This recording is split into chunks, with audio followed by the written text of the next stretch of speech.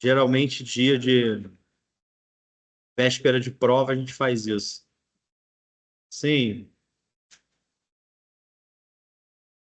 Então, semana que vem, é, eu prefiro que você. Eu não vou fazer chamada semana que vem. E aí vocês. A gente vai fazer a revisão toda hoje.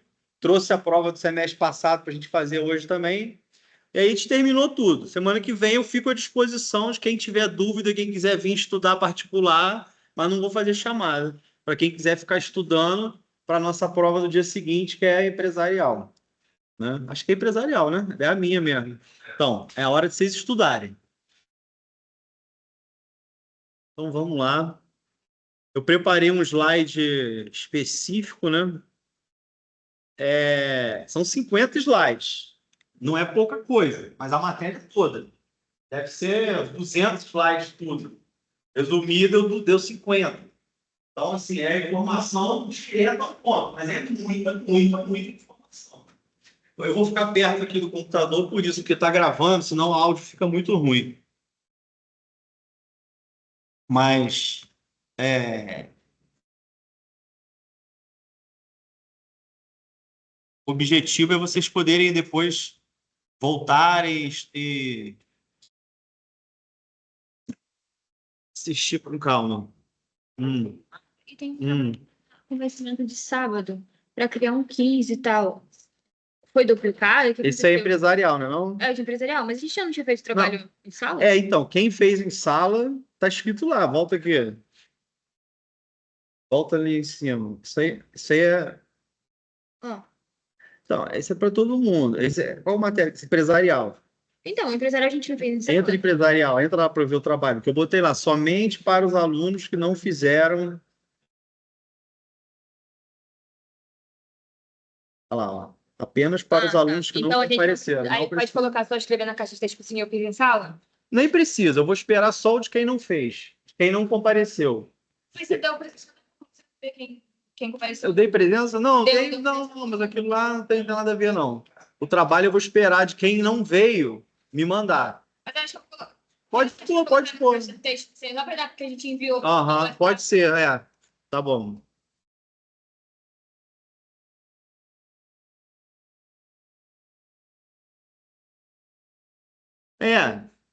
Quem veio, né, e fez aqui, estava naquele dia, só manda lá, eu estava presente. E quem não estava presente, manda o trabalho.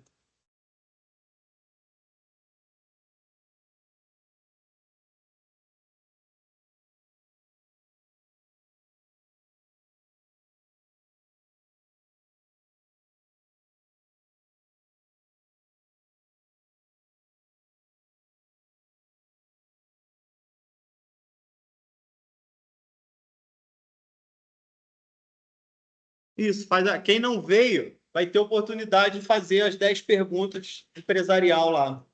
Então não é o teu caso, né? É você, né? Tem mais dois alunos.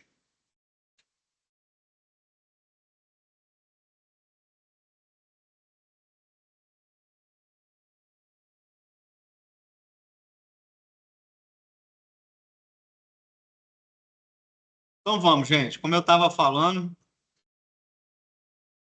vamos fazer uma revisão aí de processo de direito civil. É, direto, direto e reto para a nossa prova, exatamente o que pode cair. É claro que os slides das nossas aulas são mais completos, tem mais exemplos, tem mais informação. Aqui, para a gente conseguir sintetizar toda a matéria em uma aula, eu selecionei o que é indispensável na matéria. Indispensável. Nossa matéria toda é essa: princípios gerais do direito contratual, formação dos contratos, classificação, vício redivitório e evicção, estipulações contratuais em relação a terceiros e extinção do contrato. Nossa matéria vai até aí.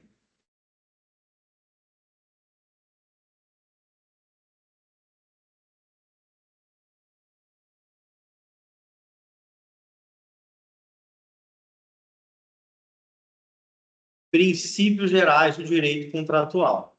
Voltando um pouquinho ainda, a gente está estudando para a primeira prova teoria geral dos contratos. E para a PR2, nós vamos estudar os contratos em espécie. Então, nós estamos estudando a base do que vocês precisam saber para lidar com os contratos. E eu falei várias vezes da importância dessa matéria de contratos na vida acadêmica e na vida profissional. Quantas vagas de advogado tem só para lidar com contratos? Quantas empresas têm setores só de contratos? Uma grande empresa tem contrato trabalhista, tem contrato de frete, tem contrato de luz, tem contrato de água, tem contrato ambiental, tem contrato com escritório, advocacia, tem infinidade de contratos. Então, é uma área muito relevante. E a base disso tudo é isso que a gente está vendo. Não vai conseguir trabalhar em contratos se não entender essa base aqui, né, e esses artigos que estão no Código Civil que regulamentam isso. Porque é você saber onde você está pisando, é saber o contexto do ramo que você vai trabalhar. Princípio, tem muitos outros princípios, teriam vários outros. Eu selecionei os 5 mais importantes, porque são os 5 que vocês têm que saber de qualquer jeito, para qualquer prova de direito contratual. São simples, os nomes, na maioria deles, já dizem muita coisa. Mas vamos reforçar aqui especificamente o que pode ser perguntado. Este princípio trata da autonomia da vontade. Já diz que as pessoas, né, são livres para celebrarem contratos como bem entenderem. Mas não só isso. Essa liberdade também é de você escolher quem você quer contratar ou quem você não quer contratar. Não quero contratar com fulano, quero contratar com fulano. Ninguém é obrigado a contratar com quem não quer. E também deixei ressaltado aqui a questão dos contratos típicos e atípicos. Vocês podem fazer contratos que estão previstos no Código, vários estão previstos no Código, como a compra e venda, doação, tal, mas vocês também podem fazer contratos que não estejam no Código, ou até mesclar contratos. Pegar vários e juntar em um contrato com vários contratos que estão previstos na lei, típicos e atípicos. A liberdade contratual será exercida em razão e nos limites da função social do contrato.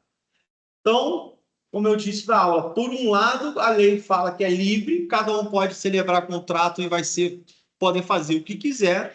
Por outro lado, a própria lei fala, olha, é livre, mas tem a função social do contrato, nem tudo pode ser colocado e será aceito.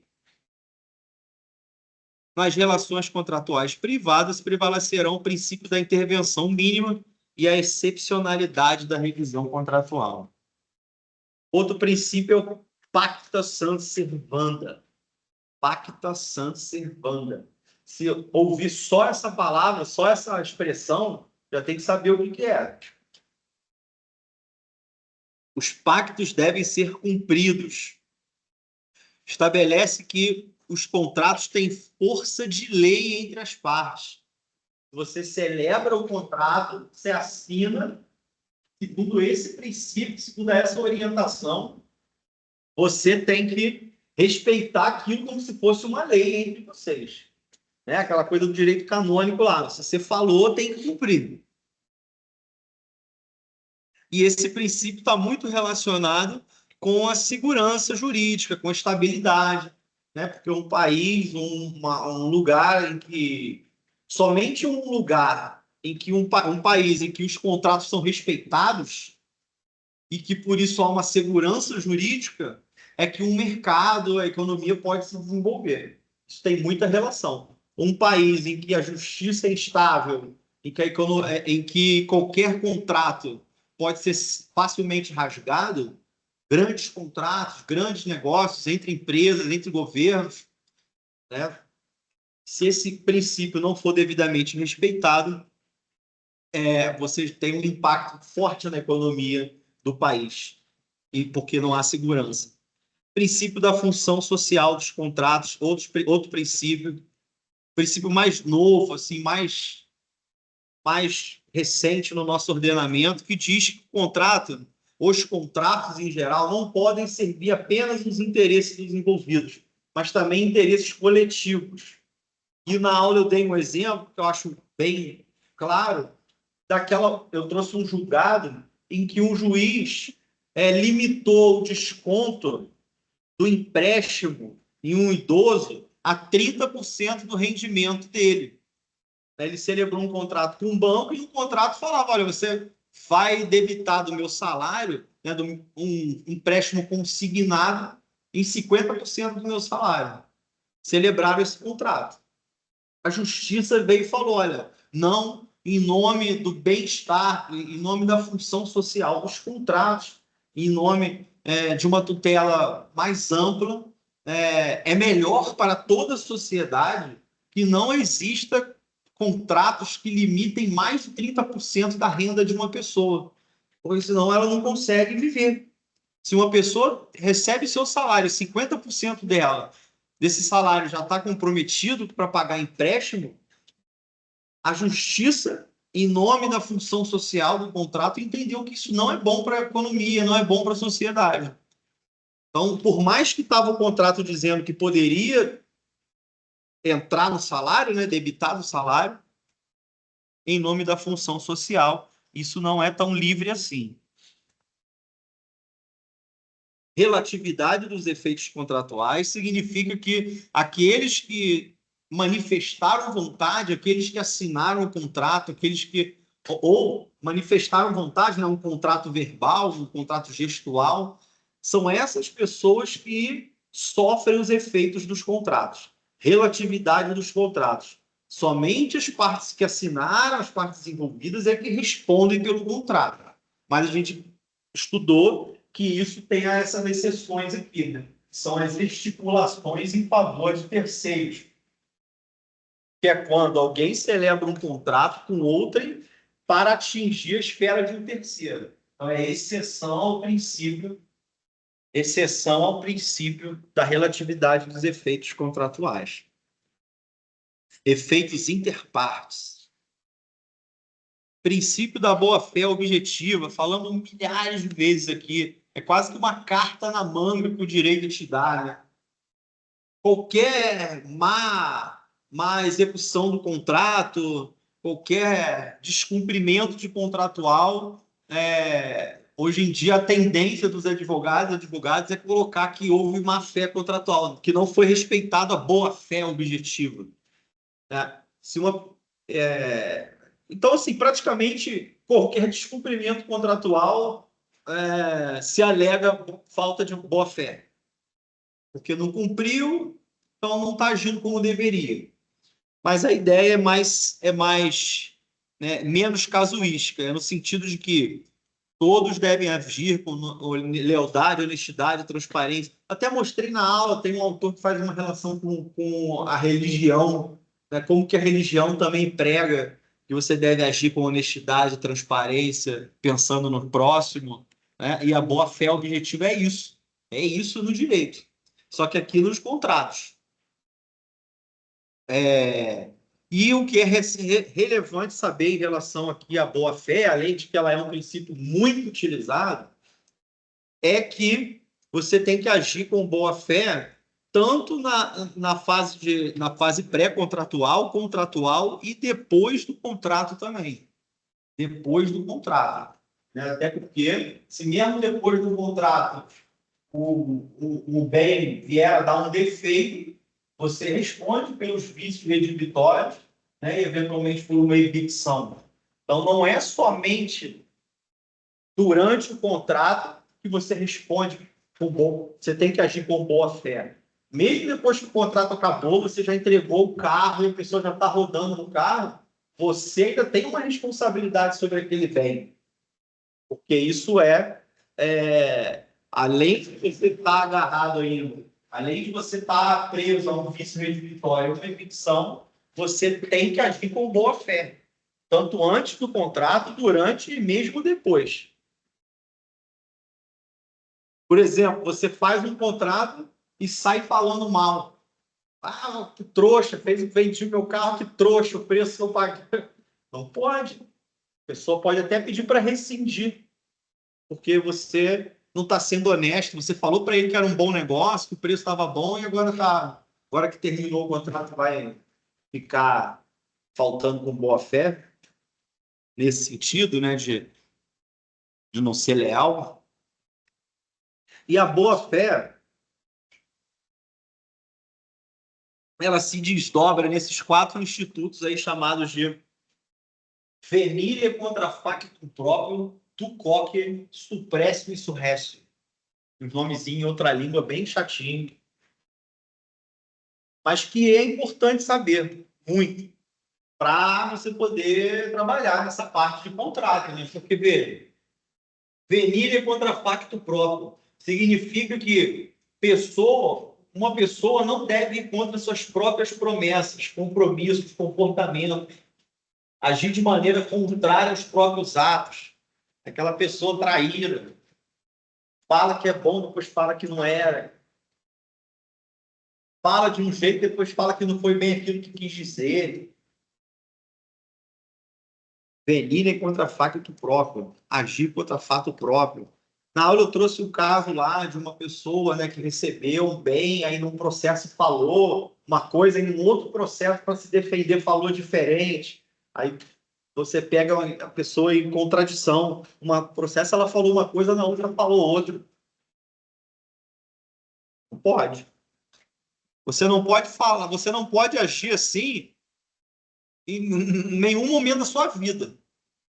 Tanto na família, onde você estiver, você não pode ser uma coisa e depois ser outra. Muito menos nos contratos. Tu coque, significa você também. Significa que uma das partes acusa a outra de não cumprir suas obrigações. Ela só pode acusar a outra parte que não está cumprindo as suas obrigações se ela também estiver cumprindo as suas obrigações. Né? Quase que uma coisa também religiosa, assim, né? Pô, você está apontando o dedo para mim, mas você não faz. Quem é você para apontar o dedo? É isso. Aí, sim, no caso prático, uma pessoa alega que o outro está descumprindo o contrato e vai na justiça pedir indenização. Aí a outra da defesa fala, não, eu descumpri, mas eu descumpri porque você não cumpriu sua parte. E a consequência vai ser, ninguém vai ter que indenizar ninguém. Ninguém, né? Se um descumpriu porque o outro descumpriu, ninguém tem que arcar com nada aí. Suprécio e surrécio. Suprécio refere-se à supressão ou renúncia tácita de um direito contratual devido à inação ou omissão. Surrécio, a prática continuada de um dado procedimento para que cria um novo direito contratual. O suprécio acaba um direito contratual e o surrécio nasce um direito contratual. Enquanto na suprécio constitui a perda de um direito ou de uma posição pelo seu não exercício, a surrécio é o surgimento de um direito diante de práticas, usos e costumes. É a ideia lá, o vencimento do aluguel é dia 10, mas a pessoa está pagando sempre dia 15 e nunca o proprietário reclamou. Ele não pode agora vir com uma ação de despejo porque você está atrasado o aluguel no dia 11, porque houve uma surrécio aí. Se ele tem uma cláusula que diz que é dia 7 o pagamento.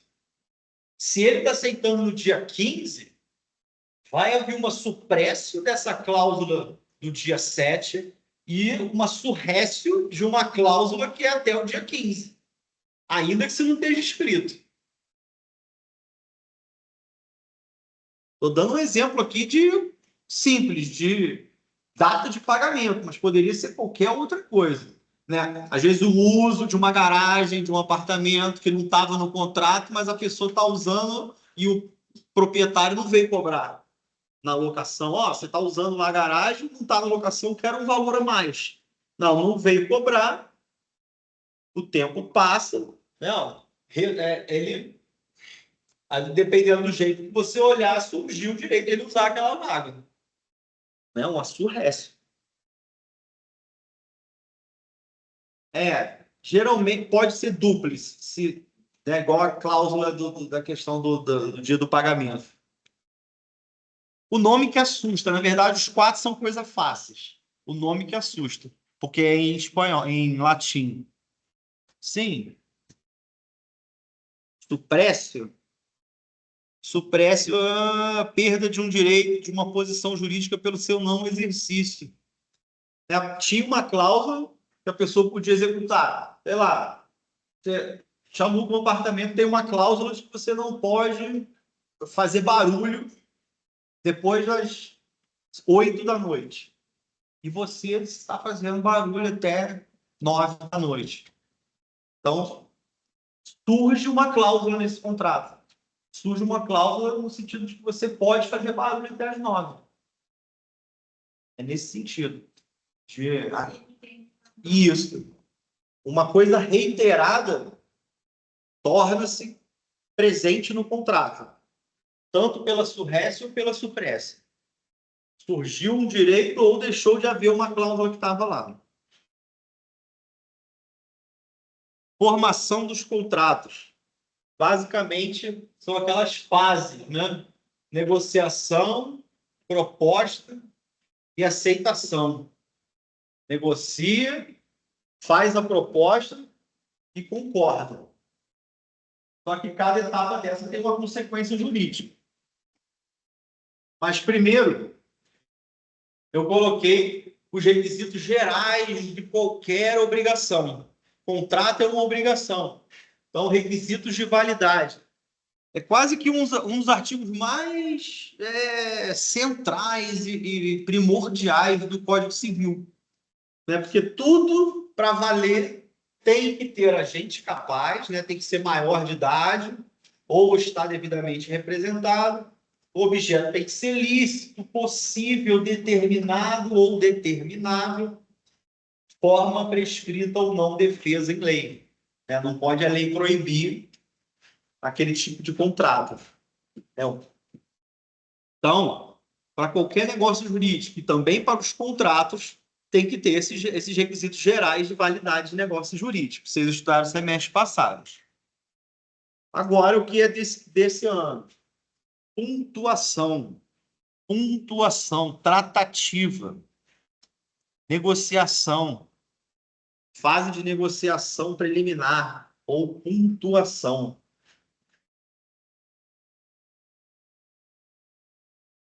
É a negociação.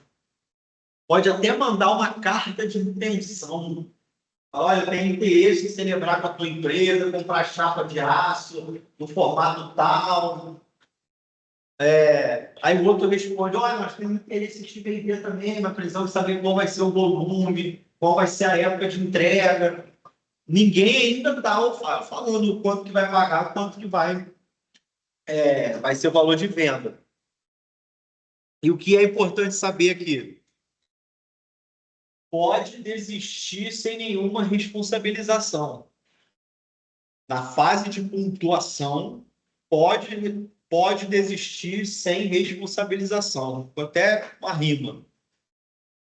Tendo em vista que as negociações não obrigam os contratantes.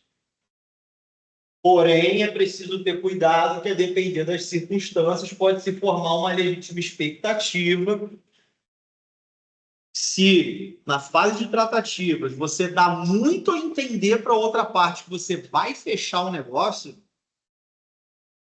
e você desiste sem uma justificativa plausível. Por exemplo, alguém está me oferecendo mais. Isso é uma justificativa plausível. Eu vou desistir de vender porque eu vou morar no imóvel.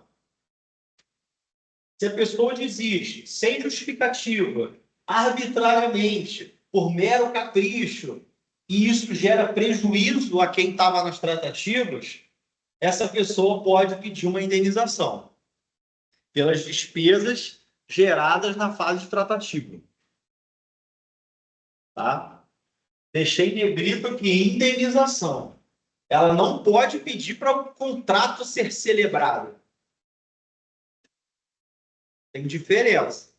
Na fase de pontuação, que é uma fase de tratativa, uma das partes pode gerar uma expectativa muito grande na outra.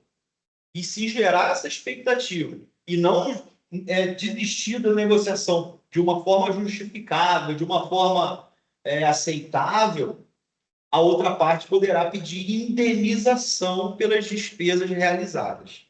Na aula a gente falou, a pessoa gastou com gasolina para ir de Rio, São Paulo para ver o carro em outra cidade.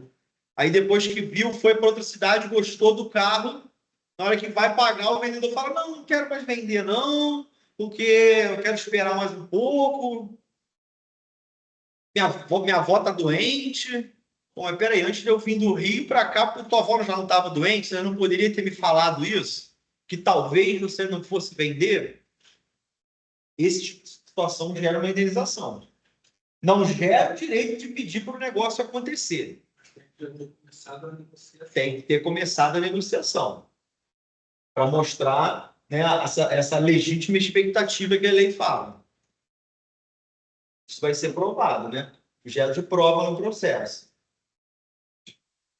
Cabe ressaltar. Então, assim, negocia, tudo já descrevendo no WhatsApp. E-mail e WhatsApp é bom porque fica registrado, né? Vendedor que gosta muito de falar no telefone, hoje em dia eu desconfio. A pessoa que não quer escrever, não quer registrar, é porque em vendedor isso é muito comum. Vendedor não quer. Cabe ressaltar que o rompimento das negociações, mesmo que possa autorizar um pedido indenizatório, não dá o prejudicado o direito de pedir a realização do contrato.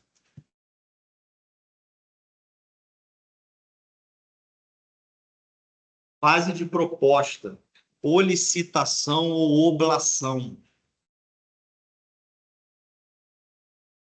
Aqui já é totalmente diferente. Aqui uma das partes já formalizou uma proposta para outra.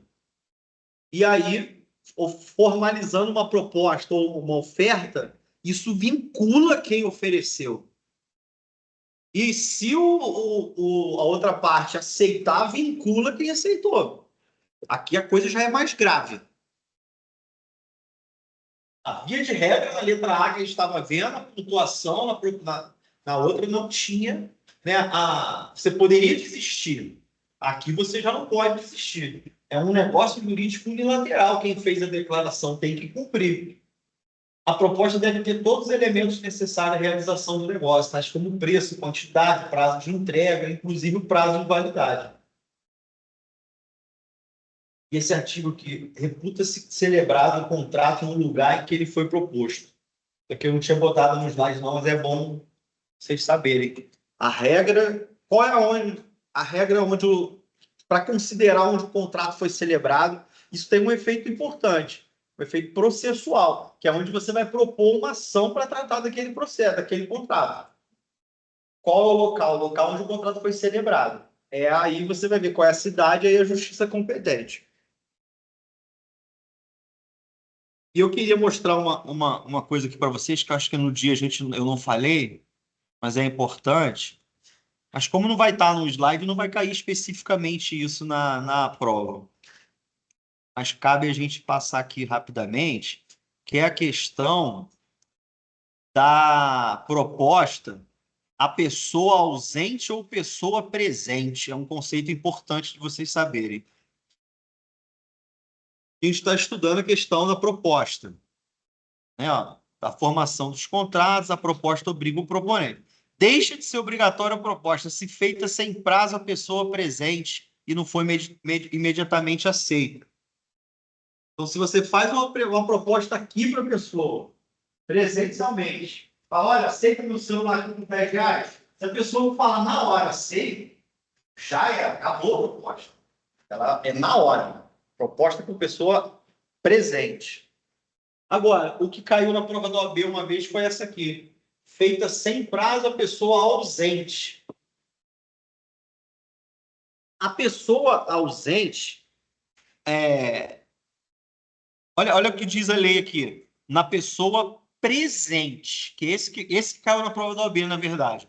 Pessoa presente. Considera-se também pessoa presente a que contrata por telefone ou meio de comunicação semelhante. Olha, cuidado com... Aí esse que é o problema. Assim, fala que é presente, mas pode telefone.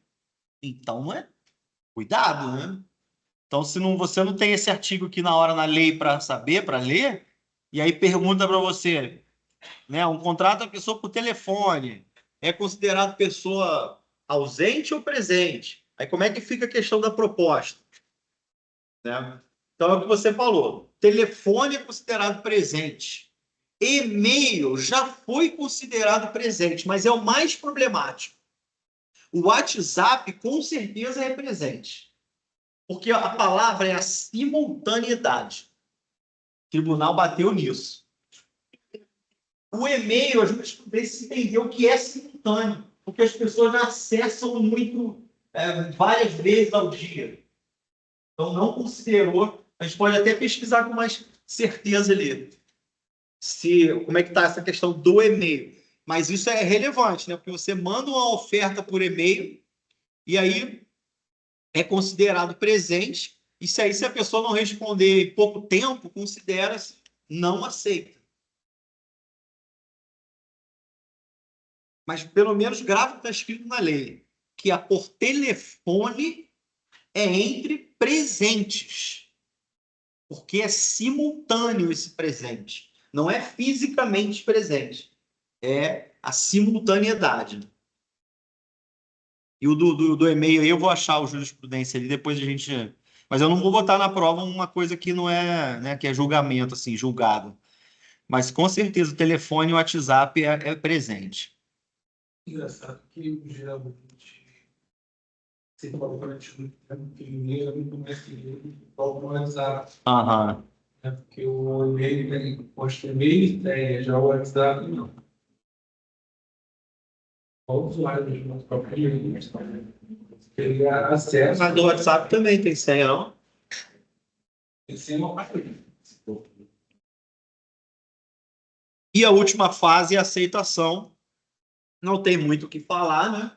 Aceitou. Não, tem algumas observações, sim, de como é que é feito esse aceite, né? Você tem que ir pela mesma forma, quer ver? Ó? A oferta ao público equivale à proposta. Isso a gente falou, é aquela coisa do supermercado, ele bota o preço ali. É isso, de importante é isso daí mesmo. Sim.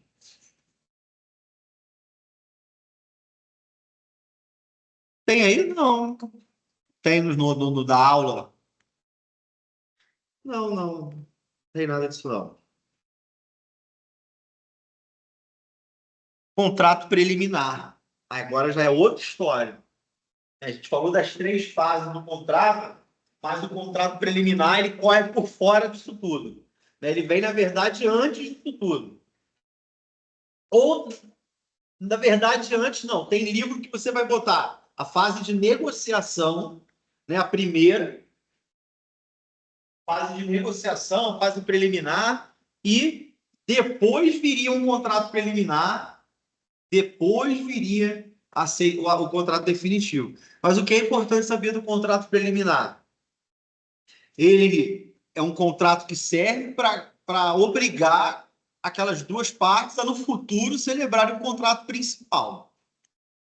Deve conter todos os requisitos essenciais do contrato final, exceto a forma. Às vezes, o contrato exige a forma prescrita em lei, e você pode celebrar um contrato simples, né, até num guardanapo, se comprometendo a passar aquele imóvel para a pessoa, se comprometendo a fazer a doação, se comprometendo a fazer o que for, e depois você vai fazer esse contrato principal. O contrato preliminar é um compromisso jurídico vinculante. Caso uma das partes não cumpra e não exista cláusula de arrependimento, a outra pode exigir a celebração do contrato definitivo ou pedir indenização, se não for mais possível. Classificação dos contratos. Um monte. E eu botei aí bem poucas. Teriam mais, mas essas são, sem dúvida, as mais importantes.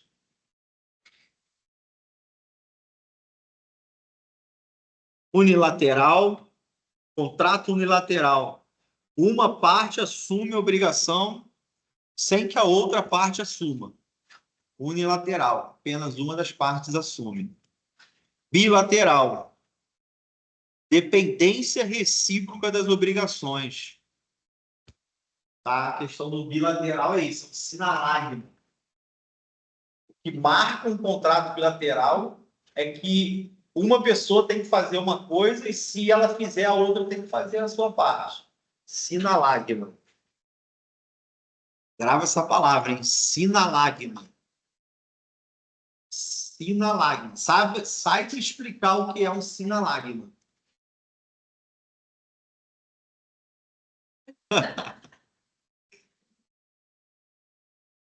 Plurilateral tem mais de 2 contratantes. Pode ser, vamos ver.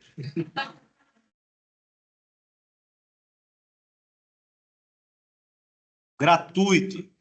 Todas as obrigações recaem sobre um dos contratantes, enquanto o outro apenas recebe benefícios. Oneroso. Ambas as partes possuem direitos e deveres, vantagens e obrigações. A carga de responsabilidade contratual é compartilhada entre elas, embora nem sempre de maneira igual. Tem isso, né? O contrato é oneroso, mas às vezes um vai pagar o dinheiro e o outro tem que prestar serviço por 5 anos.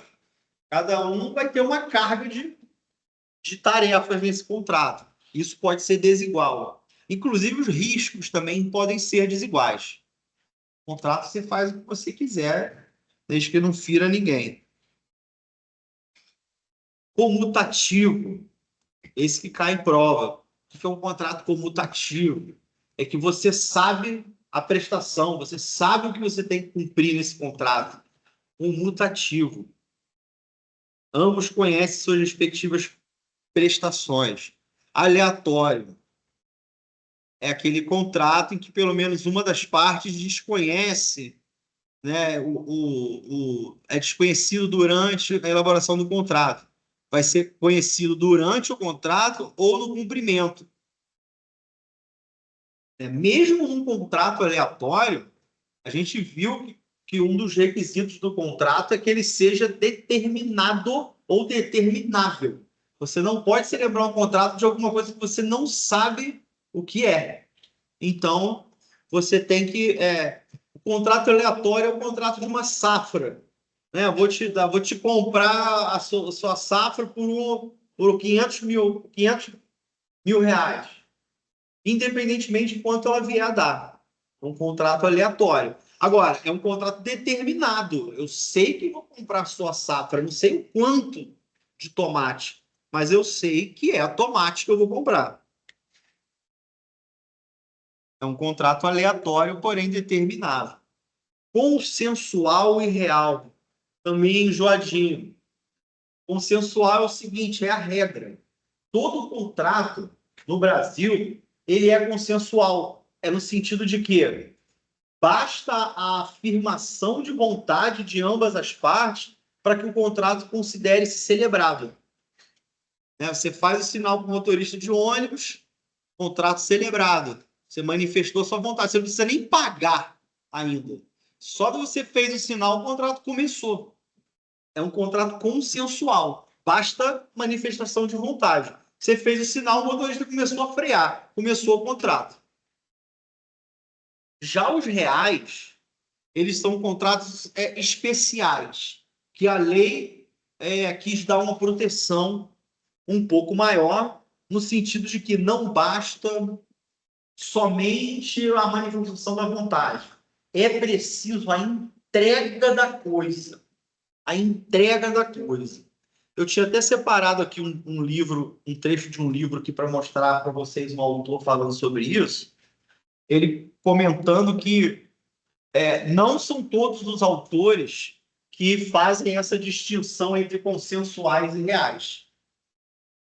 Que essa classificação de reais são os contratos da época romana, o direito romano, que tinha essa ideia de que esses tipos de contrato aqui, e quase nenhum outro, deveria só se formar com a entrega. O comodato, o mútuo, depósito. O mútuo é um empréstimo de dinheiro, por exemplo.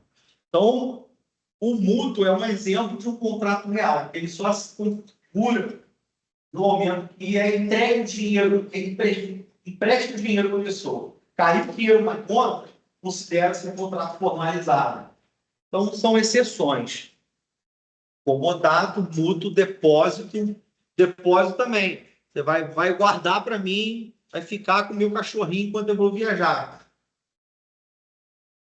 Mandei o WhatsApp, você vai ficar com o meu cachorrinho enquanto eu vou viajar? Vou.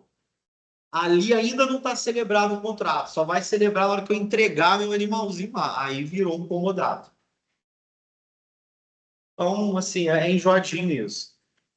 E o que os outros autores falam, e isso é mais fácil para vocês, é assim, que todos os contratos são consensuais, todos.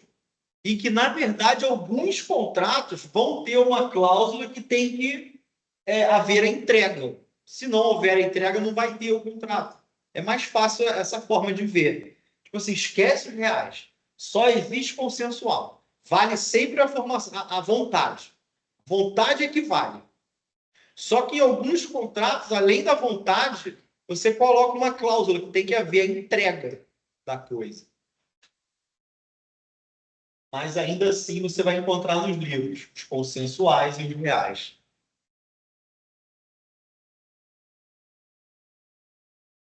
Solene, não solene. O nome já diz, né? Solene, você tem que seguir um padrão, seguir uma forma já existente na legislação, porque são contratos mais importantes. E o melhor exemplo, se perguntar em prova, é a compra e venda, né, de um bem com valor alto. Tem não, casa, imóvel. Imóvel de valor acima de 40 salários mínimos, você tem que fazer escritura. Não solene, não exige forma específica.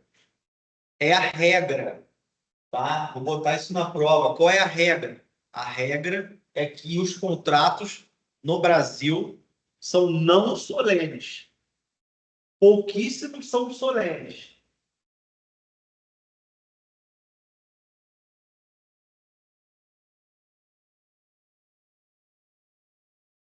E um exemplo de solene é a compra e venda de acima de 40 mil de salário mínimo e a doação.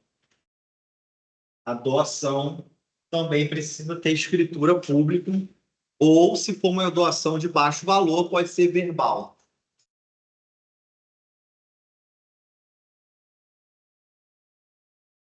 Pessoais e impessoais. Moleza, né? O que é? É, isso aí. E aí tem uma diferença, que quando é um contrato pessoal, se a pessoa morre, o contrato extingue. Ele era com aquela pessoa, isso aí. E o impessoal não, você olha mais para o resultado do trabalho. Qualquer pessoa pode chegar naquele resultado. Principal e acessório. Principal é o contrato autônomo, não depende de nenhum outro. E o acessório, ele depende do principal. É a fiança, o penhor, a hipoteca. Tem muitos exemplos de contratos acessórios, não. Na prática, tem vários exemplos, mas aqui a gente ficou só naqueles. Paritários e de adesão. Paritários são os contratos em que as pessoas têm conhecimento equivalente. Oi? Variantes principais e acessórios, paritários e de adesão. Paritários, iguais condições de negociação às partes. E a gente viu que a regra é presume-se paritário até que prove o contrário. Todos os contratos, as pessoas estão em igualdade de condições. E adesão? O que significa o contrato de adesão? Só concorda. Você não tem como incluir nada naquele contrato. Adesão.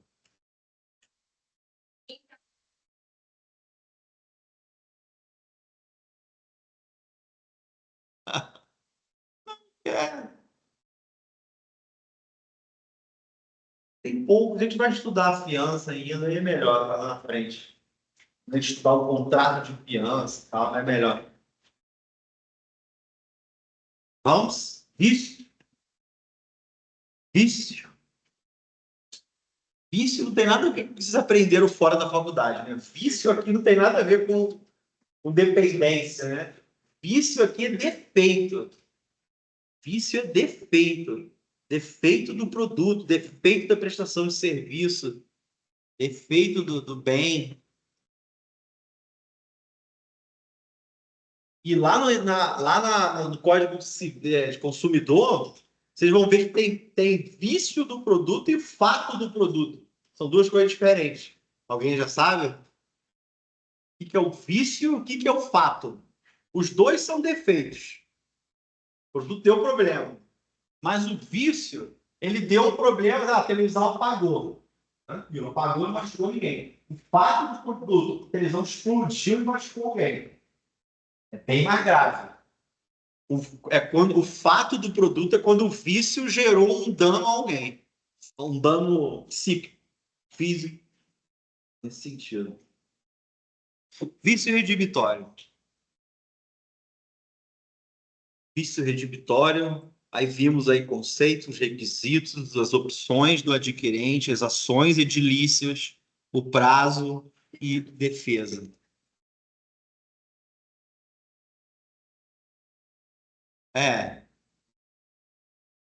Isso, Eu acho que até que eu juntei dessa vez, quer ver? Não vai estar nem separado, não.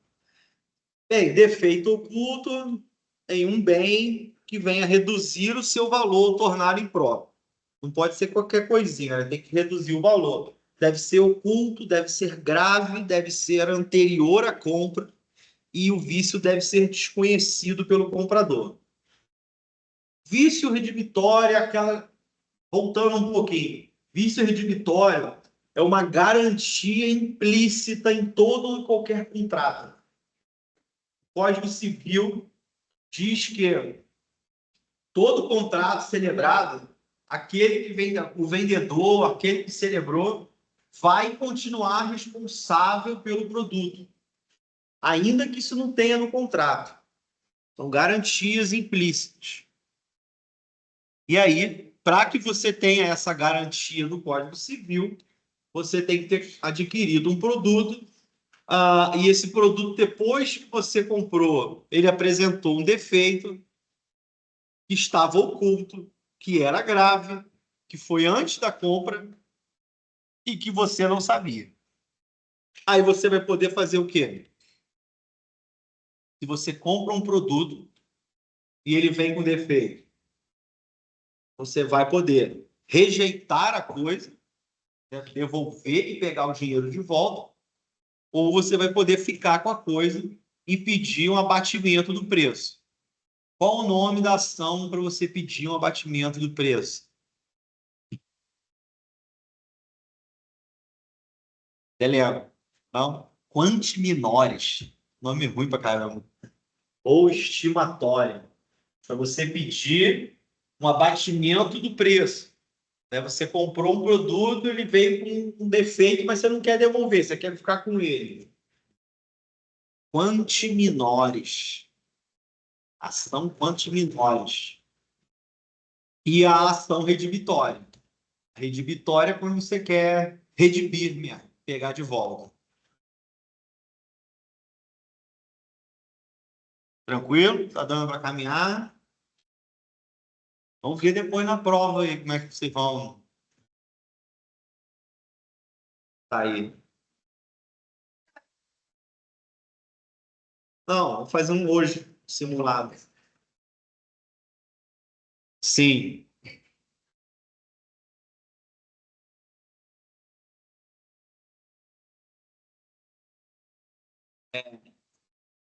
E não tá, não? Ah, tá. Não, eu nem botei aqui, não, mas tem isso sim. Olha só, vamos lá. Ó. Prazo para você entrar com as ações edilícias, né? Ou seja, você comprou o bem e ele deu defeito. Qual o prazo para você reclamar disso? Para você ir na justiça reclamar disso. Se o vício for de fácil constatação, Você comprou um bem móvel e ele veio com defeito oculto. Você vai ter 30 dias para entrar com a ação, contados da efetiva entrega do bem. Se o bem for imóvel, você vai ter 1 ano da contada da entrega. Esse prazo de 1 ano ele não muda, tanto para vício oculto de fácil constatação ou de vício de difícil constatação. Se o bem for móvel e o vício for de difícil constatação, o prazo aí aumenta para 180 dias para constatar o vício e mais 30 dias para ajuizar a ação redivitória. Se o bem for imóvel, 1 ano para constatar. Não vou pegar nisso, não. Não vou pegar nesses prazos aí, não. Mas saibam. Até porque, assim, na prática, é muito mais comum do CDC, do Código de Defesa do Consumidor. São aqueles 7 dias, se você comprar na internet, aí 30 dias se for um bem, se for um bem de fácil constatação, e 90 dias. Então, lá é 90, aqui é 180. Então, não, pode ficar tranquilo. Pode ficar tranquilo. Os prazos aí eu não vou pegar, não. Isso não é OAB, costuma... Não. Nem prazo, é. Mas o que você estava falando é isso, que às vezes a pessoa percebeu, ela alugava o imóvel e estava usando lá a água, não percebia que tinha um problema lá na tubulação. Aí ela comprou o imóvel. A lei fala que ela tem 1 ano para reclamar. Só que como ela já morava naquele imóvel, ela já alugava aquele apartamento, ela vai ter um prazo reduzido pela metade. Ela já estava lá. 6 meses.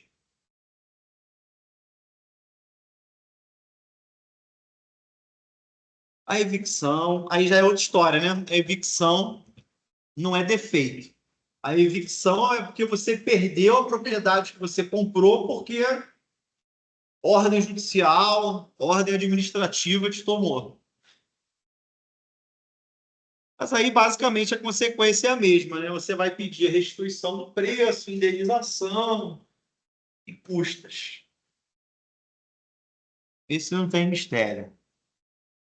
Interpretação dos contratos.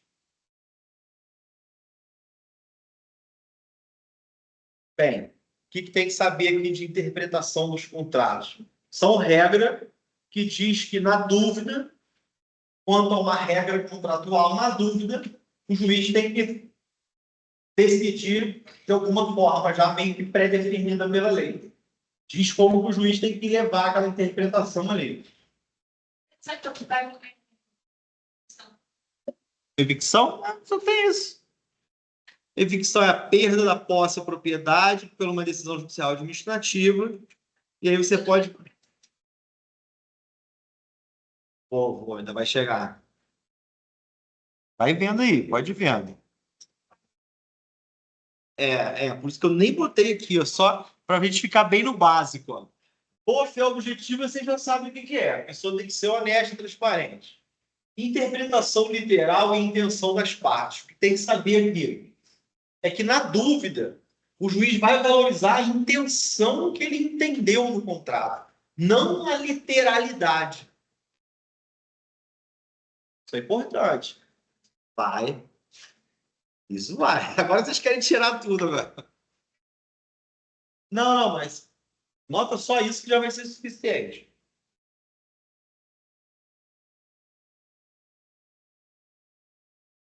Né? O juiz tem que levar em consideração a intenção do contrato, prioritariamente. Tá lá. Interpretação mais favorável ao devedor. Então, na dúvida, o juiz tem que ajudar mais ali o devedor. Interpretação contra o redator. Interpretação sistemática. Essa o nome não diz. Né? Favorável ao devedor, o nome já diz. Contra o redator, interpretação sistemática. O juiz tem que levar em consideração todo o contrato. Outros aspectos do contrato ele tem que levar em consideração. A interpretação sistemática do contrato. Leva-se em consideração também, o juiz está autorizado, levar em consideração os usos, costumes, né? Isso está até na regra de introdução ao Código Civil, né? Na LINDB. A LINDB fala isso, que o juiz, na interpretação da lei, deve levar em consideração os usos, equidade, usos, costumes, né, do local. Contratos benéficos ou gratuitos. Tem que ser interpretado restritivamente, não está aqui. Tá? Mas os contratos benéficos ou gratuitos, por exemplo, uma doação, é um contrato que somente uma das partes tem que cumprir alguma coisa. Esses contratos, a lei fala que tem que ser interpretados restritivamente. Né? Ou seja, somente o que estava muito claro ali que estava dizendo é que vai ser efetivamente doado, vai fazer parte do contrato. Né? Não pode ser estender a intenção de um contrato benéfico. Se vocês tiverem dúvidas semana que vem, não quiserem precisar vir aqui, mas pode mandar mensagem que eu tiro dúvida, tá? Até meia hora antes da prova, depois não dá mais. Aí, as estipulações. Estipulações é bem fácil, né? Bem facinho. Estipulações. Essa é a primeira. A estipulação em favor de terceiro. Permite que uma parte com outra celebre uma obrigação em benefício de um terceiro que não participou do contrato. Dois celebram um contrato que vai beneficiar um terceiro. Estipulação em favor de terceiro. Agora, tem umas regrinhas. Se o beneficiário pode aceitar ou recusar o beneficiário pode aceitar ou recusar o benefício. Se aceitar, submete-se às condições e normas do contrato. Se recusar, o direito de exigir o cumprimento da obrigação retorna ao estipulante. Então, o estipulante nomeou um terceiro. Se o terceiro não quer, nega, não quer celebrar aquele contrato, esse direito volta para estabelecer para quem assinou esse contrato pela primeira vez.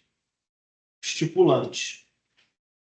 O principal efeito dessa modalidade de contratação é a possibilidade da exigibilidade da obrigação tanto pelo estipulante quanto pelo terceiro. Então, aquele exemplo que a gente viu, a empresa contratou um plano de saúde para os seus funcionários. A empresa contratou um plano de saúde para os seus funcionários. A empresa celebrou um contrato com o plano de saúde para beneficiar um terceiro. Ele vai chegar um papel para o funcionário. Você aceita ser beneficiário desse contrato? Aí ele fala sim. A partir desse momento, tanto o funcionário quanto a empresa podem cobrar do plano de saúde se ele não tiver. Se ele não quiser, pode negar. Isso aí.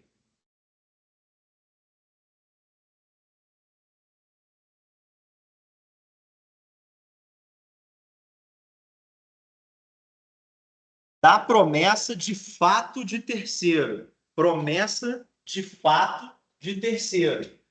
O nome já diz, né? Promessa de que terceiro vai fazer um fato. De terceiro vai cumprir alguma coisa. Eu estou prometendo que o fulano vai fazer alguma coisa. O fulano ainda não está no contrato. Se ele não fizer, eu não tenho como cumprir o que ele ia fazer. Eu só tenho como te pagar uma indenização. Ó, obrigatoriedade. O terceiro não está inicialmente obrigado a cumprir o ajuste, pois não participou da formação do contrato. Ele só se vincula se ele aceitar. É o agenciador do belo, do cantor. Né? Eu celebro o contrato com o prefeito falando, olha, eu vou trazer o belo, assina aqui. Responsabilidade do promitente. Se o terceiro não aceitar a obrigação, se o belo não quiser tocar em Miguel Pereira, a pessoa que fez a promessa será responsável perante o promissário por perdas e danos. Perdas e danos. Indenização. Indenização por perdas e danos. Uma vez que o terceiro aceita a obrigação, o promitente é liberado de qualquer responsabilidade. A partir desse momento, o terceiro se torna responsável pelo cumprimento. Belo deu o aceite dele, Já era.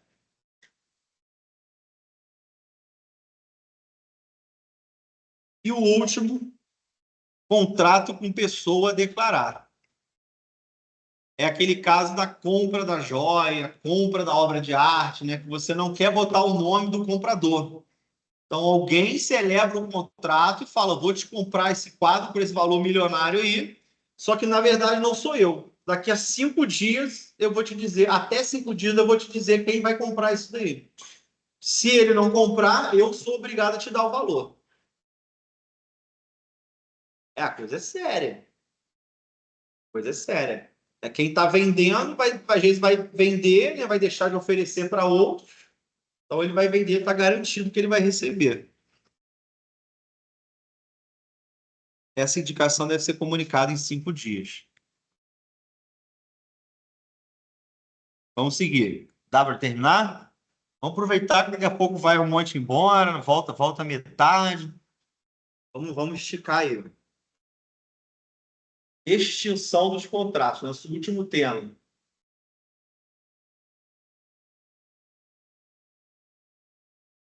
Então, a gente já falou dos princípios, das etapas de formação, das classificações, das garantias, dos contratos que atingem terceiros, e agora vamos falar como é que eles encerram. Basicamente, a gente divide essa matéria de encerramento em duas visões. Causas anteriores à formação do contrato e causas supervenientes à formação do contrato. O que seriam as causas anteriores à formação do contrato? Invalidade, aquela ideia das partes capazes, objeto lícito e tal. Cláusula resolutiva. Vou explicar melhor, né? Quando tem uma cláusula no contrato dizendo que pode encerrar por algum motivo, porque eu não quero. Pode ter uma cláusula lá, quando um não quiser. Cláusula resolutiva e o direito de arrependimento, que também é uma cláusula de você desistir. Depois que o contrato já foi assinado, pode haver a resilição, vai ver o que é o acordo para acabar. Pode acabar o contrato quando alguém morrer, ou pode haver a resolução contratual, que é quando alguém não cumpre. Vamos falar. Tá? Então, brevemente, quando falta algum requisito essencial, quando existe uma cláusula que autoriza qualquer um dos dois a encerrar o contrato, quando há uma cláusula que autoriza desistir do contrato, se arrepender, mas aí vai perder um valor, que é o arras, ou sinal. Depois que o contrato está pronto, pode resilir, pode acabar porque morreu, ou pode acabar porque um não cumpriu.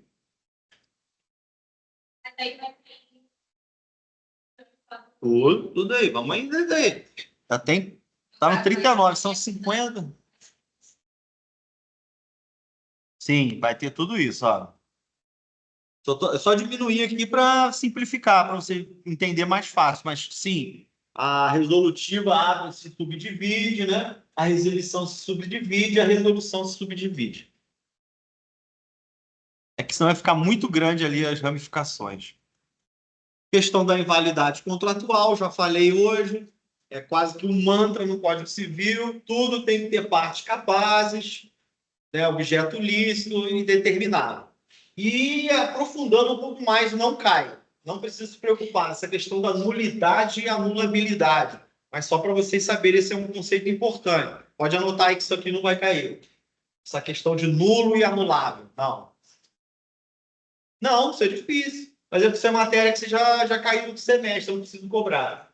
A nulidade ou anulabilidade do contrato são causas de extinção. São chamados de vício na formação do contrato.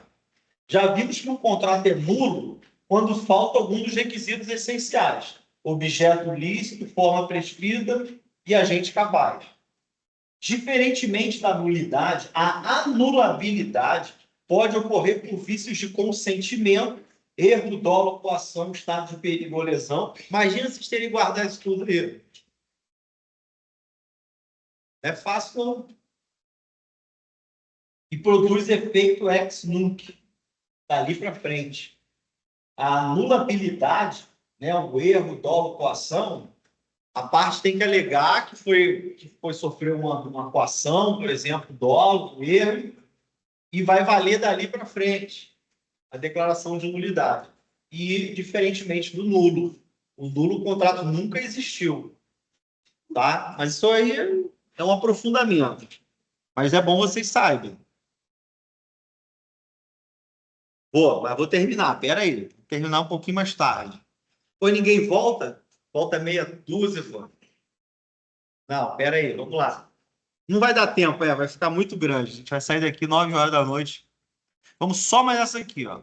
Invalidade contratual e cláusula resolutiva. Um slide aqui, ó. Durante a execução do contrato, cada parte tem a faculdade de pedir a resolução caso a outra parte não cumpra com as obrigações. Tal faculdade pode decorrer de uma cláusula específica no contrato ou de uma presunção. Quando as partes convencionam, a cláusula resolutiva expressa. Se não houver estipulação, é implícita.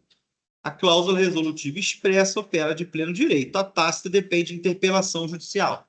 Estuda-se na lágrima. Já sabe.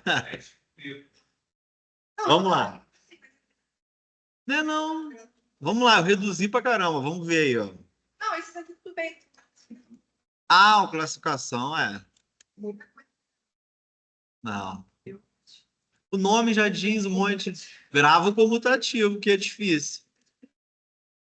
Então, você tem que torcer para cair isso, então.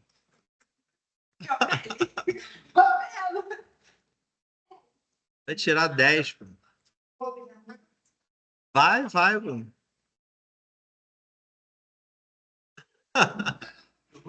Vamos lá. Eu vou pegar as questões todas. Tem um monte de questão já no, né? Todas. Vai cair. Vai cair? Vai cair. Cai questão repetida pra caramba. Ué, voltaram? Ficaram com peso da consciência? Não adianta.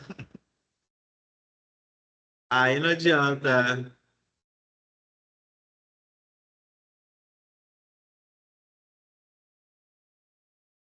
Vamos lá.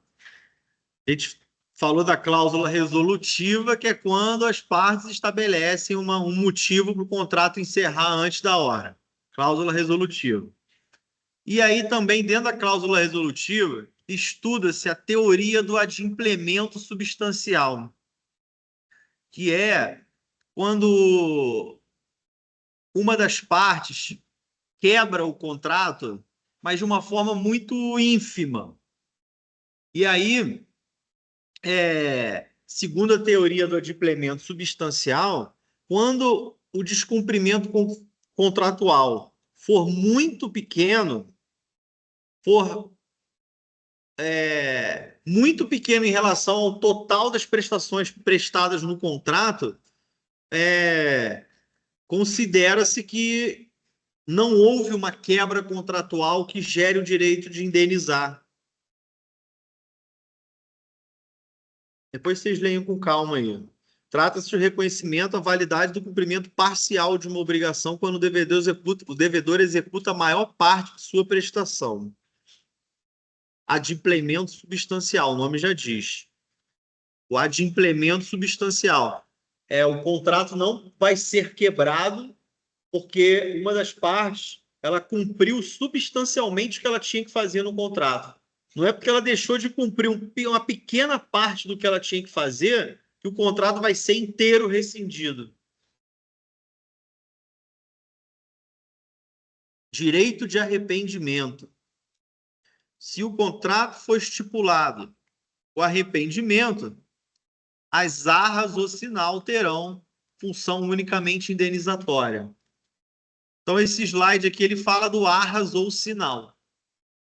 Arras ou sinal. O que é arras ou sinal? Você lembra? Arras ou sinal. É um valor que pode ser 10% ou 20%, pode ser quanto for, quanto quiser. mas é um valor inicial para garantir uma entrada. É uma entrada para garantir que o negócio vai acontecer depois. Geralmente, compra e venda, né? A pessoa dá uma entrada para segurar aquele imóvel. É a mesma coisa, arra, sinal. Não, calção já é outra coisa. O calção é um contrato acessório ao contrato de alocação.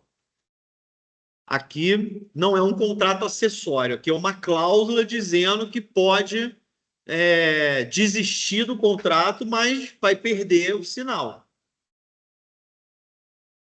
Ou seja, quem deu as arras perderá o valor em benefício da outra. E quem as recebeu deverá devolvê-las mais o equivalente. Vamos dar uma olhada lá no 420. Tem um ponto importante lá que caiu na prova do semestre passado. Ó. Olha só. A parte inocente pode pedir indenização suplementar se provar maior prejuízo, valendo as arras como taxa mínima. Então, veja só. A ideia do sinal e da arras é que você dá lá os 10% do valor do imóvel, se a pessoa desistir de comprar, ela vai perder os 10%, ou se a outra desistir de vender, ela vai te devolver os 10% mais 10%. Não esqueçam disso. O sinal, né? Vou comprar o imóvel, vou dar 10% de entrada.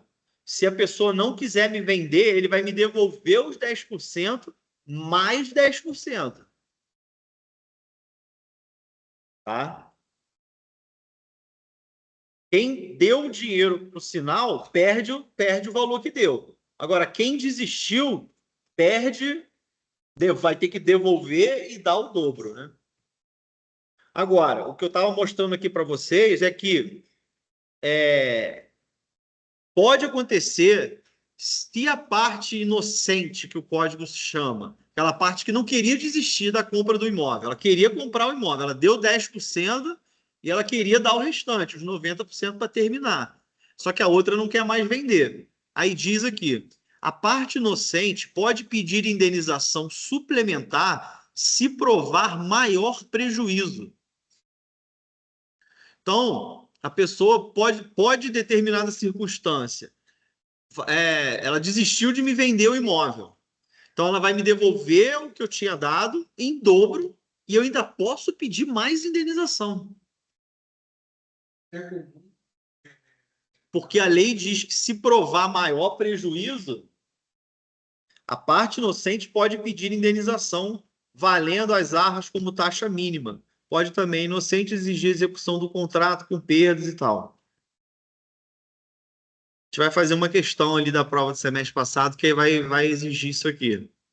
Saber que a lei autoriza, além do sinal, você pedir também uma indenização se provar o maior prejuízo.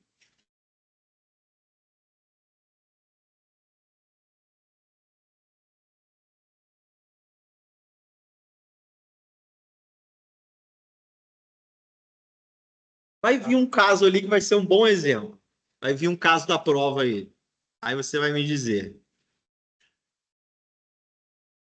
Resilição. Causas supervenientes à formação do contrato. Resilição. A resilição contratual é um instituto que se refere à extinção de um contrato por vontade de uma ou ambas as partes, em conformidade com as condições previamente estabelecidas. Esse mecanismo permite às partes encerrar o vínculo de maneira antecipada antes do cumprimento das obrigações. Então, a resilição é a possibilidade de encerrar o contrato antes da hora.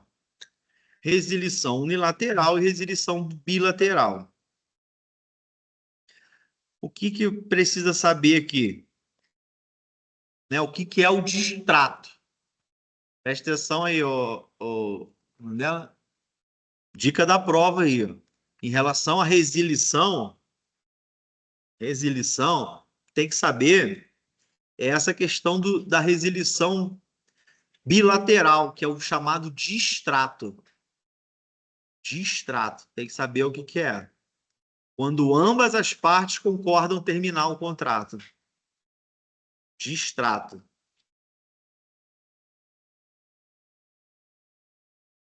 E aí, a lei, o Código Civil, diz que o distrato tem que seguir a mesma forma do contrato principal. Porém, o enunciado de uma jornada de direito civil estabeleceu-se que, desde que não haja forma exigida para a substância do contrato, admite-se que o distrato seja pactuado de forma livre. Ou seja, o distrato de um contrato que não tem forma exigida em lei, o distrato de um contrato que não tem forma específica em lei, o distrato também não precisa de forma específica em lei. Assim, a compra e venda de um imóvel de valor superior ao limite legal, 30 salários mínimos, que exige escritura pública, só pode ser desfeita por outra escritura pública. Então, para você vender um imóvel acima de 30 salários mínimos, precisa de escritura. Para você fazer uma compra e venda. Para você desistir daquela compra e venda, você também tem que fazer a escritura pública. Se a compra e venda exige escritura pública, o distrato exige escritura pública. Então, o Código Civil diz que o distrato tem que ser da mesma forma, sim, mas aí doutrinadores se reuniram e estabeleceram, conforme a jurisprudência, também já entendia que admite-se que o distrato seja pactuado de forma livre quando o contrato que foi celebrado tem forma livre. Então, um contrato de aluguel, você não precisa fazer no cartório um contrato de aluguel, você pode fazer privado, particular. Então, imagine que você faça um contrato de aluguel no cartório, por instrumento público. Você pode chegar no cartório e falar: eu quero fazer um contrato de aluguel para mim. Faz aí, eles fazem, por instrumento público. Para você fazer um distrato desse contrato, pelo Código Civil, você teria que fazer o distrato na mesma forma do contrato. Se o contrato foi no cartório, você teria que ir no cartório. Mas o que esse enunciado diz, 584, da 7ª Jornada de Direito Civil, diz que se o contrato não exige forma, o contrato de aluguel não exige forma. Eu acho que vale realmente... Não, vou mostrar como... Isso eu não vou perguntar exatamente assim, porque isso realmente é duvidoso. Eu até perguntei no semestre passado, e a resposta era essa, forma livre. Se a forma do contrato é livre, o distrato é livre. Ainda que aquele contrato tenha sido feito sobre alguma forma, porque as partes quiseram. Essa é a que vale. Vale o enunciado. Assim, então é isso. Mas se eu não vou... Resilição unilateral, sem a necessidade de concordância, sem consequências jurídicas, somente contratos por prazo indeterminado, quando não há termo. A resilição unilateral é quando uma parte notifica a outra que não quer mais continuar o contrato. Mas foca aí na bilateral, que é o distrato. Falou em resilição, pensa logo no distrato. Morte dos contratantes, de um dos contratantes, já falamos disso hoje, a morte pode levar à extinção ou não. Se o contrato foi intuito persona, né, o contrato só pode ser cumprido pela pessoa que morreu, aí o contrato acaba. Se o contrato não é intuito persona, não, o contrato continua. O exemplo que eu botei aqui foi um aluguel, um contrato de locação. Morre o locatário, morre o locador, o contrato segue. Não tem problema. Outra expressão é a resolução contratual. Então, resilição são os dois entrando em acordo para fazer o distrato. A resolução contratual é quando há uma quebra contratual, quando uma das partes não cumpre. Aí a outra vai e faz a denúncia do contrato. Quando uma das partes não cumpre o contrato, a outra pode, na justiça, fazer a denúncia do contrato. Resolução por inexecução voluntária. O contrato pode ser descumprido porque a pessoa quis ou porque a pessoa não quis descumprir. Pode acontecer. Se a pessoa descumpriu o contrato porque ela quis, né, a inexecução voluntária, o que acontece? A outra parte pode pedir a resolução do contrato e indenização. Se a outra parte não cumpre o que ela tinha que fazer, você vai pedir a resolução do contrato, multa e alguma indenização que você entender. Mas se a pessoa não cumpriu o contrato que ela não pôde cumprir por uma causa de força maior ou de imprevisibilidade, ela não precisa indenizar, pois não há culpa da parte inadimplente. São dois cenários. Se a pessoa não cumpriu o contrato porque ela não quis, ela vai pagar indenização por isso. Agora, se ela não cumpriu o contrato porque ela não tinha como cumprir por questões de força maior, ela não precisa indenizar pela quebra do contrato. E o último slide é a história da exceção de contrato não cumprido. Artigo 476 e 477. 476 a gente até viu hoje. Nos contratos bilaterais, nenhum dos contratantes, antes de cumprir a sua obrigação, pode exigir o cumprimento da do outro. A gente chamou isso de outro nome hoje. Artigo 476. Nos contratos bilaterais, nenhum dos contratantes, antes de cumprir a sua obrigação, pode exigir o implemento da do outro. Aquilo que a gente falou hoje. Se você não vai cumprir, quem não está cumprindo não pode exigir o cumprimento do outro. TUCOC, exatamente. TUCOC, a gente viu com outro nome, né? Lá ligado ao princípio da boa-fé. Mas ele tem um artigo que trata exatamente disso, é o 476.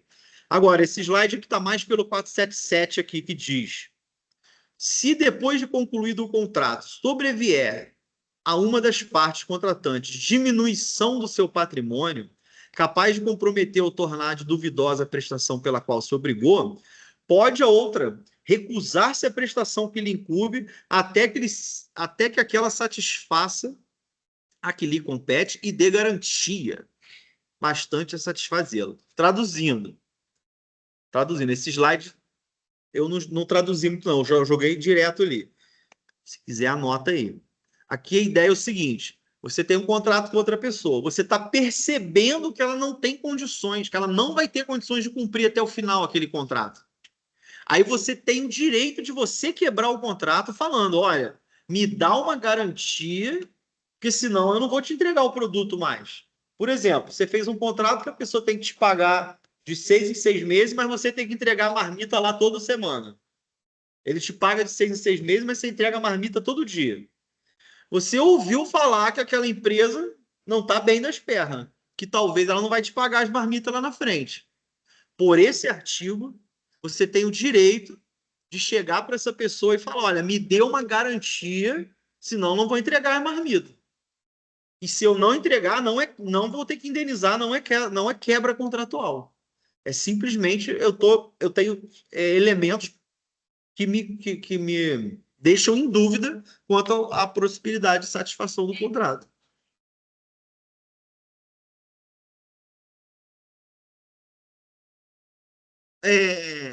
O fiador é exatamente para evitar que haja um inadimplemento.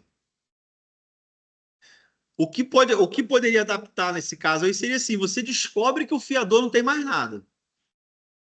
Você descobre isso. Você tem o direito de ir lá e pedir para trocar o fiador. Nesse sentido aqui, você poderia usar essa cláusula aqui, essa regra do 477, que se você perceber, duvidosa, diminuição em seu patrimônio capaz de comprometer ou tornar duvidosa a prestação. É letra da lei isso aqui. Não vou falar assim, fale o que está no 477. Não, só vou perguntar, né?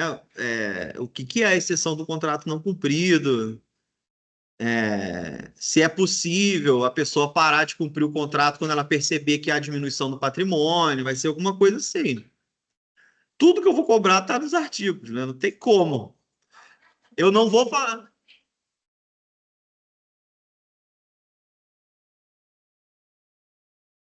Não, e não. Sim, não, é. Mas vamos ver a prova aí do semestre passado. Foi mole, mole, mole, mole.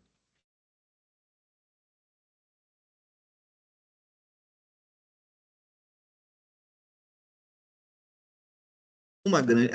Questões repetidas também, porque a gente já fez também acho, várias dessas aqui. Porque foi repetida para eles também. Uma grande empresa contrata plano de saúde coletivo, assumindo todos os custos e comprometendo-se a indicar os nomes dos seus empregados como beneficiários da apólice. Nesse caso, o contrato se qualifica como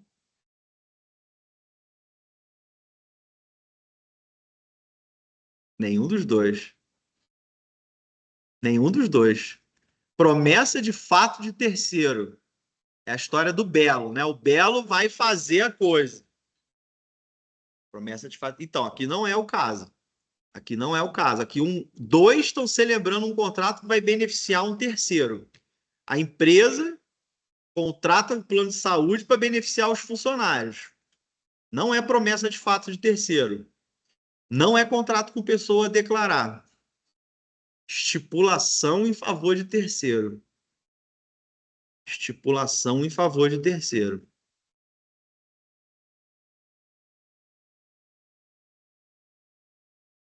Exatamente o exemplo que estava em sala. Isso aqui é mais difícil, ó, mas a gente já viu, eu já falei dela hoje para vocês. Já dá para responder, ó. Ana contratou Clara para ser recreadora no aniversário de sua filha Beatriz. Durante a negociação, Clara solicitou um adiantamento de 40% do total acordado para o serviço. O pagamento restante seria efetuado após o evento. Então, ela contratou uma recreadora e deu um sinal ou arras, o mesmo nome. No entanto, Clara faltou ao aniversário, não realizando o serviço. Ana, em uma situação de emergência, contratou outro profissional para divertir as crianças, o que resultou em custos adicionais e prejuízos materiais. Com base nesse contexto e considerando que os danos sofridos por Ana foram exclusivamente materiais, identifique a opção correta. Ainda não. Ana pode requerer a devolução do adiantamento mais uma quantia correspondente, com correção monetária, juros honorários e, caso comprove um prejuízo maior, pode pedir uma indenização adicional. Ana tem o direito de exigir somente a restituição do adiantamento e uma indenização adicional, sem necessidade de comprovar o prejuízo. Ana tem o direito de solicitar o reembolso do adiantamento de 40%, além de uma quantia equivalente, com correção monetária, juros e honorários, mas não pode requerer indenização adicional sob nenhuma circunstância. Ana pode reivindicar a restituição do adiantamento de 40%, acrescido de correção monetária, juros e honorários, sendo este o limite máximo da indenização que pode ser recebida, pode ser obtida. Nenhuma está certa. E aí? Ela tem direito a 40% de volta. Óbvio. Ela tem a questão aqui é o seguinte, ela tem direito a receber de volta 40%. Ninguém tem dúvida. Ela tem direito a receber 40% mais 40%, que é o que chamou aqui de quantia equivalente. Então, 40 mais 40. Agora, ela tem direito a pedir uma indenização além disso? Mostrei aqui um monte de vezes hoje, hein? Ó, a parte inocente pode pedir indenização suplementar se provar prejuízo maior. Além do dobro, vai receber uma indenização. Só ver aqui, ó. Valendo a arras como taxa mínima. Pode também, aí já é outra coisa. Então, a parte inocente pode pedir indenização suplementar se provar maior prejuízo.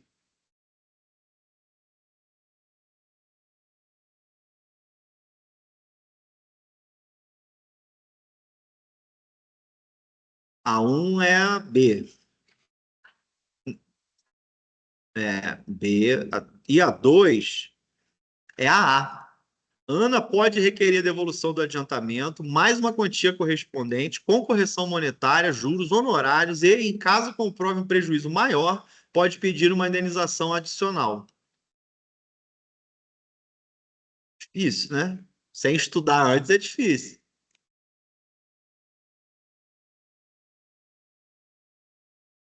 Não, aqui tá, esse não foi o problema aqui. Tudo que está certo. Correção, juros e honorários pode. A questão aqui era realmente saber se tinha direito a uma indenização além ainda. Porque o ARRA, sinal, já é para isso. Já é uma indenização. Né? Você dá 40%, vai ganhar mais 40%. Já era para morrer aí. Só que como ela gerou um prejuízo além, e a questão deixou bem clara que gerou prejuízo, porque foi em cima da hora, né? Aí gera indenização. Vou, né? Vou. Vocês podiam estar anotando aí. Vou botar, vou botar. Eu estou gravando o vídeo aqui, né? Tá tudo gravado, mas vou colocar. Thales, mediante contrato escrito, comprou um carro de passeio de seu vizinho Marcos. 2 semanas depois, enquanto Thales o conduzia por uma das principais avenidas da cidade, o veículo quebrou por causa de um defeito não aparente na mangueira do radiador. Para pretender indenização por danos em desfavor de Marcos pelo ocorrido, Thales deve provar. Então ele comprou o carro, depois que estava com ele, deu problema. Qual matéria é ali que a gente estudou, né? Ele está falando ali do vício redibitório. Comprou o carro, deu defeito, está falando de vício redibitório. Thales deve provar a existência de cláusula expressa no contrato de garantia contra vícios ocultos. Ah, tá errada, porque essa garantia contra vícios ocultos você pode botar no contrato, mas mesmo que você não coloque, já está prevista no Código Civil, chama o vício redibitório. O Código já traz essa garantia. É uma garantia implícita em qualquer contrato. Sempre que uma coisa der defeito, aquele que comprou está protegido. B. A pré-existência do defeito e que Marcos tinha conhecimento dele. A pré-existência do defeito, mesmo que desconhecido do Marcos. Todas estão erradas. A pré-existência do defeito, que Marcos tinha conhecimento, e a existência de cláusula no contrato de garantia contra vícios ocultos. Esquece esse negócio de cláusula de garantia. O vício redibitório é uma garantia do Código Civil. Você não precisa botar no contrato que se der defeito você vai ter que devolver. Porque o Código Civil já diz isso. É implícito. Mas se você quiser botar uma cláusula redibitória também explícita, pode. Inclusive, você pode colocar, né, que não vai responder por ela. E aí? D de dado? B de bola. Existência que Marcos tinha conhecimento. Não, é a C. Ainda que Marcos, vendedor, não sabia do vício, ele responde. Tá? A diferença é o seguinte: se ele sabia do vício, se ele agiu de má fé, ele tem que pagar, além da correção, além de arrumar, ele tem que pagar uma indenização pela má fé dele. Agora, se ele não sabia do defeito, aí ele só tem que corrigir o defeito. Esse é o ponto. Então, letra A. Não, letra C.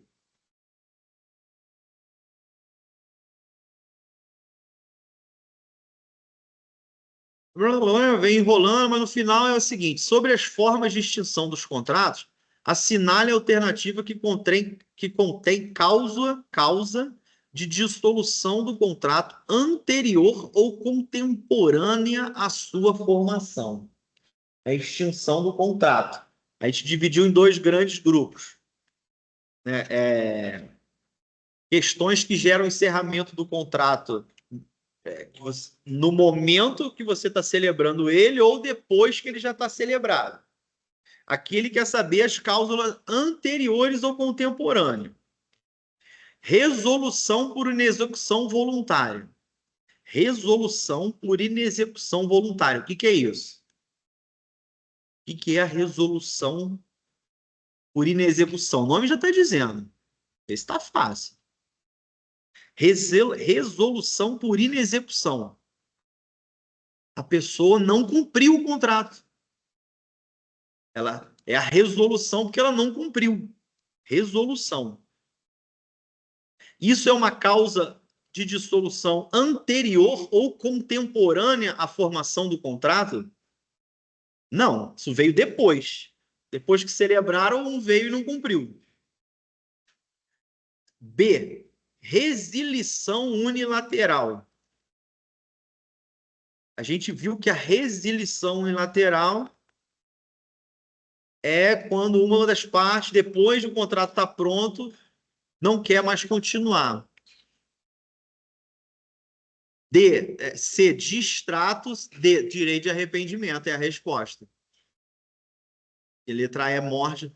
A único desses aqui que acontece durante a elaboração do contrato é o direito de arrependimento, letra D. Você coloca no contrato lá, na hora que você está fazendo o contrato, você coloca lá, se eu não quiser mais o contrato, eu tenho direito de arrependimento. Isso é uma coisa que você coloca na hora que você está fazendo o contrato. É uma causa de dissolução anterior. Gostei dessa questão, tá? Tentem a ela aí. Dá para eu mudar ela e... né? Dá para eu mudar ela aí e fazer diferente a resposta. Atenção a essa daí.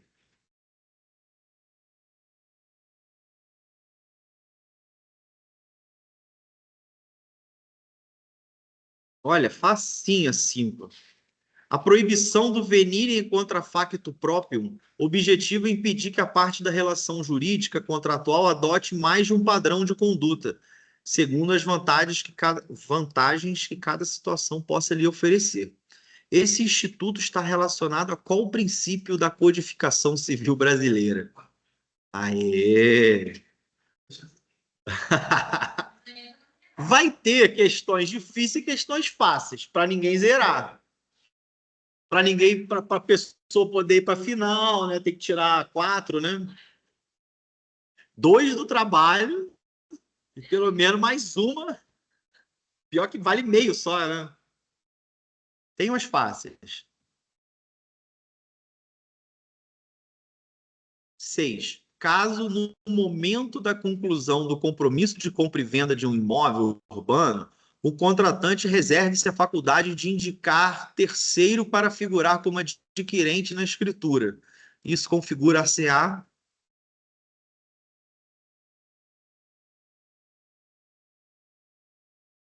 Esses 3 vocês têm que estar na ponta da língua. Isso aí vai cair com certeza. Os 3 lá, as 3 estipulações em favor de terceiro.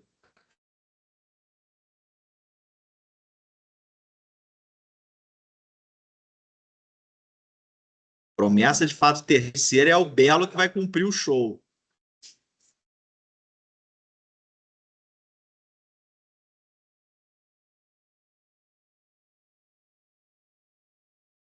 O do belo, não. Estipulação é o contrato seguro de vida dos funcionários da empresa.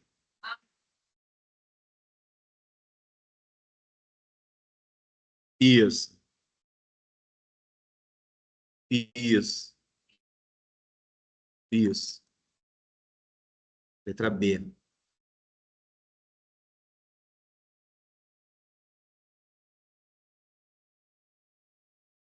não é bem o fiador, é alguém que não quer aparecer na compra e venda, por exemplo. Ele manda alguém celebrar o contrato. É mais isso. É uma pessoa que fica na figura de outra e que depois vai ser trocada. E moleza aí, é 7.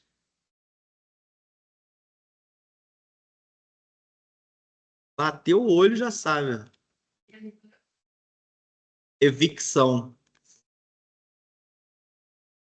Leu perda do bem por decisão judicial ou administrativa, já estamos falando da evicção. Perda do bem por ordem judicial ou administrativa.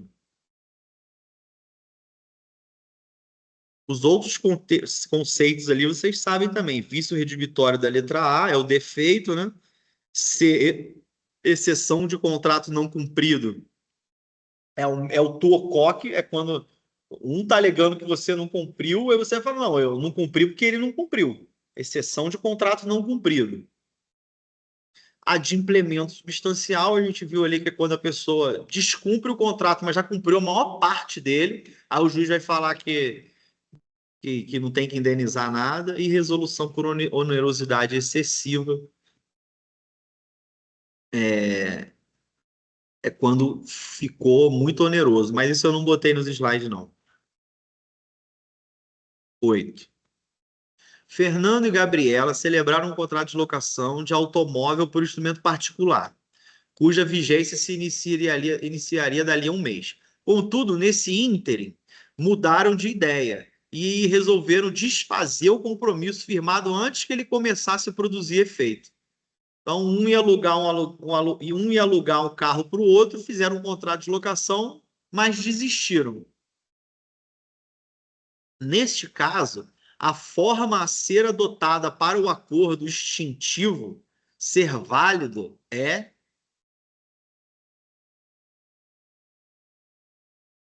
a questão do distrato. Está envolvido aqui.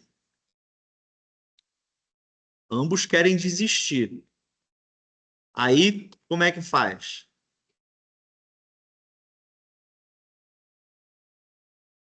Locação tem forma livre. Você não precisa fazer contrato de locação no cartório, não é um contrato solene. Então, se a locação não é um contrato solene, o distrato também não precisa ser solene. Então, letra A. Livre, pois não havia forma exigida para o contrato. Mas é uma questão polêmica, porque é aquilo que eu falei, o que está no Código Civil, se você for responder exatamente com o que está no Código Civil, você teria que responder aqui. B, de bola. Instrumento particular, pois deve revestir a mesma forma do contrato. Isso que diz o Código Civil. Mas o que a doutrina e a jurisprudência pacificou é que não é isso, é a letra A. Que é livre se não exige forma. Para simplificar. Para simplificar. Aí vem a discursiva, né? A formação dos contratos é um processo complexo que envolve uma sequência de etapas.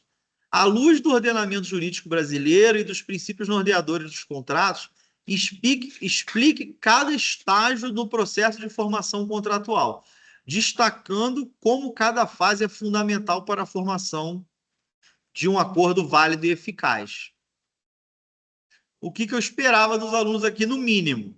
Falar que existe a fase preliminar do contrato, a fase de proposta e a fase de conclusão. Falou as três? O aceite. Perdão, aceite. Conclusão não, aceite. Essas três fases. Aí quem explicou mais detalhadamente, aí ganhou o ponto todo. Né? Na primeira preliminar, tinha que explicar que se gerasse uma expectativa na outra parte e desistisse sem motivo, isso poderia gerar uma indenização para aquele que tinha expectativa. Na questão da fase de oblação, né? Na fase de proposta, tem que explicar que a proposta vincula, né? É como se fosse um contrato unilateral. Você está propondo, você tem que respeitar aquilo. Isso. E a fase de aceite, não tinha nem muito o que falar. E a outra, Aí, foi classificação. Pedi para falar na veia, ó. Com base nisso, diferencia as categorias de contratos, exemplificando. O que é um contrato consensual e um real? Esse eu não vou perguntar mais, pode ficar tranquilo. Real e consensual está muito polêmico na doutrina. Contrato unilateral e bilateral. Tinha que explicar o que é e exemplificar.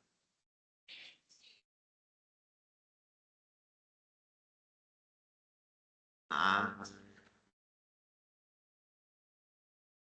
Eu não fiz ainda, eu não sei como é que vai ser. Não, não. Uma vai ser próximo daquilo que a gente estava falando do sinalagma. Vou misturar alguma coisa disso aí. Aí já estamos falando de características, né? No contrato bilateral. Né? O contrato unilateral, somente uma das partes tem obrigação. E o bilateral, ambas têm obrigações recíprocas. Isso significa um sinalagma. Um tem que cumprir, o outro também. Uma coisa está ligada à outra. Tanto que se um não cumprir, o outro também não precisa. Isso é o sinalagma. Solene, não solene, pessoal em pessoal foi dado, né? Pessoal em pessoal foi dado aqui na discursiva. Mas é isso. Fiquem tranquilos. Vai cair tudo que está dentro da matéria aí. Não tem como eu sair disso daí. Agora é vocês sentarem e estudar esse slide aí. Procura todas as questões que a gente já fez. É o que eu estou fazendo.